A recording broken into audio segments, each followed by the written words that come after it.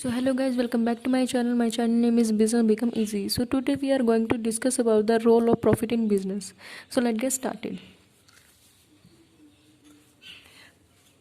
Profit earning is the main objective of every business. Profit are required not only for the come up the cost of the production but also for the expansion and diversification of the business. In absence of profit, a business cannot survive in a long run.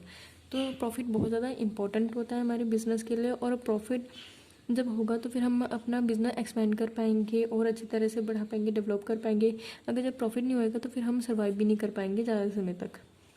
उसके बाद आता है इसका point survival. जो survival के लिए बहुत ज़्यादा ज़रूरी है. Profit are required for the survival of business in other.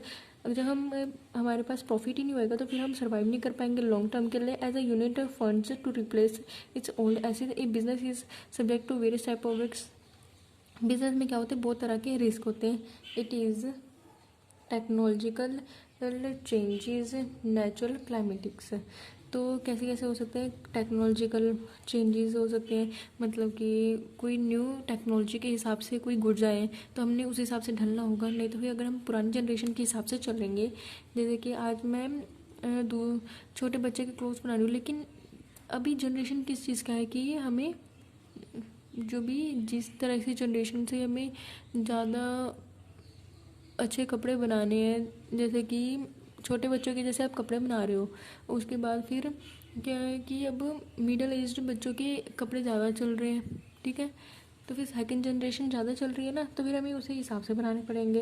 अगर हम उस हिसाब से नहीं बनाएंगे तो फिर हमारा बिजनेस भी नहीं चलेगा. नेचुरल क्लाइमेटीज जैसे कि फ्लड एक्सेट्रा, ये हमें पता होते हैं कि ये हमें पता नहीं होता कि कब आ जाए. ठीक है ना, ये अनसर्टेन होते हैं changes.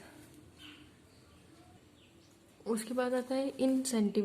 Profit motive is the main diversifying force of the including person to establish and operate a business. तो सबसे पहले तो यही बात आती है हमेशा हर बिजनेस में कि हमें प्रॉफिट कमाना आना चाहिए. ठीक है ना. उसके बाद है कि profit is a reward for an entrepreneur. अगर कोई इंटरप्रेन्योर है, मतलब कि कोई न्यू बिजनेस स्टार्ट कर रहा है, तो उसके लिए क्या होगा, वो इंटरप्रेन्योर के लिए क्या होगा, वो एक रिवॉर्ड होगा, इनाम की तरह होगा for putting efforts and the return of for investing capital in the business. जब हमें प्रॉफिट कमाना है तो फिर हमें क्या करना पड़ेगा, इन्वेस्ट करनी पड़ेंगी अपने कैपिटल. उसके बाद है मेजर ऑफ एफिशिएंसी.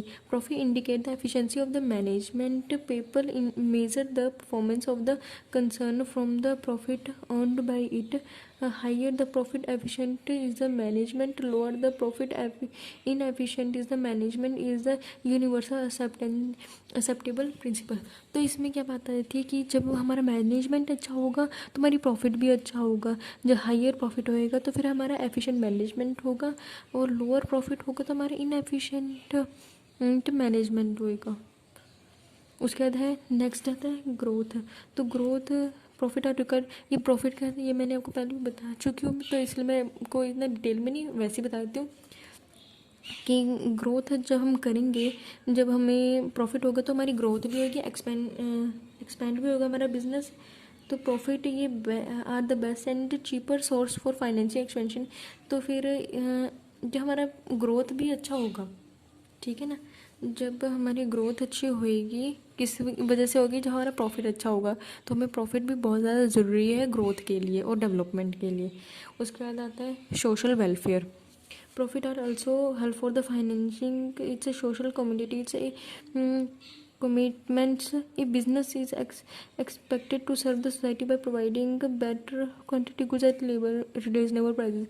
ये social welfare के लिए भी होता है. ये हमने भी खुद पहले पढ़ चुके हैं कि जब हम अपने कस्टमर को अच्छा सामान देंगे, वो भी सही दाम पे, तो वो भी हम सोशल वेलफेयर ही कर रहे हैं एक तरह से. इससे क्या होगा, कस्टमर बढ़ेंगे और प्रॉफिट भी ज़्यादा होगा. गुडविल. गुडविल क्या होती है, जैसे कि अगर एक शॉप का नाम बहुत ज़्यादा है, ठीक है ना, तो उसके बाद आगे भी हम बताते रहेंगे कि ये शॉप बहुत अच्छी है, इसका नाम बहुत अच्छा है, तो उसकी क्या होगी, मार्केट में क्या हो जाएगी, मार्केट में पीपल के साथ क्या हो जाएगी, उसकी गुडविल बन जाएगी, नाम बन जाएगा, रेपुटेशन बन जाएगी.